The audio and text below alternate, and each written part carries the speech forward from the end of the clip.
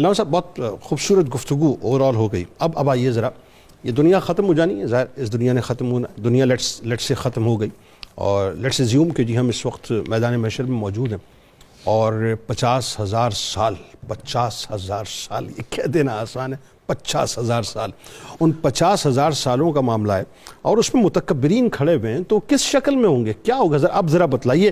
جن کو بڑا پروٹوکول, سائرن والی گاڑیاں, حکومت سارا تھا, اب ذرا ان کو بتائیے وہاں کیا ہوگا ان کے ساتھ.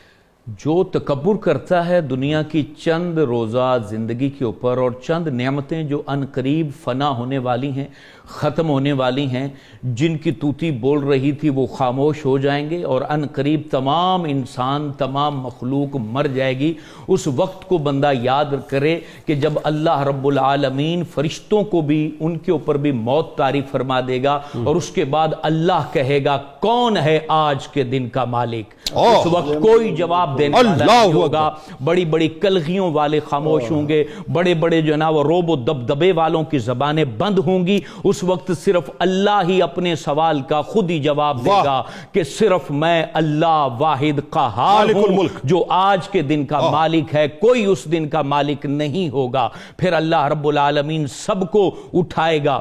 فَإِذَا جَاءَتِ الصَّاخَّةُ يَوْمَ يَفِرُّ الْمَرْءُ مِنْ أَخِيهِ وَأُمِّهِ وَأَبِيهِ وَصَاحِبَتِهِ وَبَنِيهِ. کیفیت یہ ہوگی کہ ہر ایک دوسرے سے دور بھاگ رہا ہوگا, کوئی کسی کا جو ہے نا وہ رحم کرنے والا نہیں ہوگا, کوئی کسی کو مدد فراہم کرنے والا نہیں ہوگا, کوئی کسی کو سایہ فراہم کرنے والا نہیں ہوگا.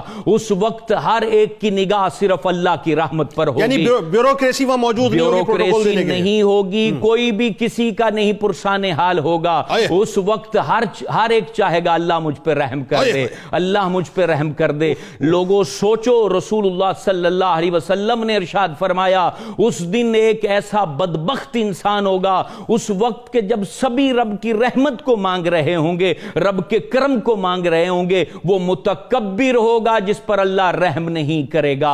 ان کو چونٹیوں کی شکل میں اٹھائے گا, وہ مسلے جائیں گے, وہ پوری مخلوق کے سامنے ذلیل کیے جائیں گے. اور پھر رسول ہاشمی صلی اللہ علیہ وسلم کا ہی تو آستانہ ہوگا جہاں لوگ پناہ لیں گے, جو حضور کے قریب جائیں گے. کوئی پیاسا ہوگا تو حضور اسے حوض کوثر کا چھلکتا جام پلائیں گے. کسی کا نامہ اعمال جو ہے نا وہ کم پڑ رہا ہوگا تو اس کو وزنی بنائیں گے, کسی کو پل صراط سے جو ہے نا وہ جنت کی راہ چلائیں گے. ہر ایک کو حضور کی شخصیت نظر آئے گی. لیکن تاجدار کائنات نے فرمایا, یہ جامع ترمذی میں حدیث موجود ہے, حضور فخر عالم فرماتے ہیں لوگوں میں تمہیں بتا نہ دوں کہ قیامت کی اس ہولناکی میں کہ جس کے بارے میں قرآن کہتا ہے القاریہ ما القاریہ وما ادراک ما القاریہ, دل دہل جائیں گے. ہر ایک اپنے پسینے میں ڈبکیاں لے رہا ہوگا, اپنے نامہ اعمال کے مطابق اس کی کیفیت ہوگی. اور رسول فرماتے ہیں, تاجدار کائنات صلی اللہ علیہ وآلہ وسلم فرماتے ہیں اس دن جس کو اللہ میرے قریب کر دے گا, میرے پاس آ جائے گا, میری صحبت میں ہوگا, وہ ہوگا جس کے اخلاق اچھے ہوں گے.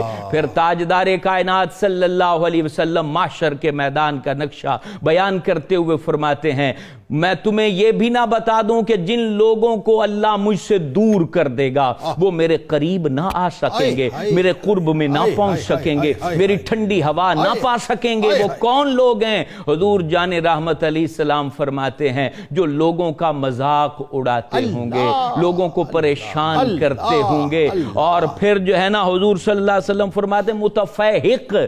تو صحابہ نے کہا حضور یہ تو ہم نے جان لیا کہ جو لوگ لوگوں کو واہیات بکتے تھے, مذاق اڑاتے تھے, ان کا تو سمجھ آ گیا. متفیحق کون ہے یہ بھی ہمیں سمجھا دیجئے. حضور علیہ السلام فرماتے ہیں جو تکبر کرنے والے ہوں گے وہ میرے قریب نہ آ سکیں گے, میرے آستانے پر نہ آ سکیں گے. آج کے دن جو ہے نا ہمیں یہ جان لینا چاہیے یہ دنیا ختم ہو جائے گی, یہ پروٹوکول ختم ہو جائیں گے, بلکہ مرتے ہی جب اس کو جو ہے نا وہاں رکھا جاتا ہے چار پائی پر تو کوئی نہیں کہتا کہ یہ فلانا جناب فلاں شخص ہے, یہ ایس پی ہے, ڈی ایس پی ہے, وزیر ہے, فلاں ہے, فلاں ہے. کوئی بھی نہیں کہتا, سبھی کہتے ہیں مردے کو ذرا اٹھائیے. I don't know میں اپروپریٹ ہے لیکن وہ مجھے کچھ اس کا میں کرکس بتلا رہا ہوں کہ بادشاہ کا کتا مرا پورا شہر جمع ہو گیا, بادشاہ مرا تو کتا بھی نہیں آیا, کتا بھی نہیں آیا. بات یہ ہے کہ ایکچولی صورتحال تو ایسی, یہ متکبرین کو فائنلی وہ جو اپنا کیا کہتے ہیں چونٹیوں کی شکل میں جو لایا جائے گا وہ نقشہ بھی تو بتلائیں. دیکھیے وہ تو بڑا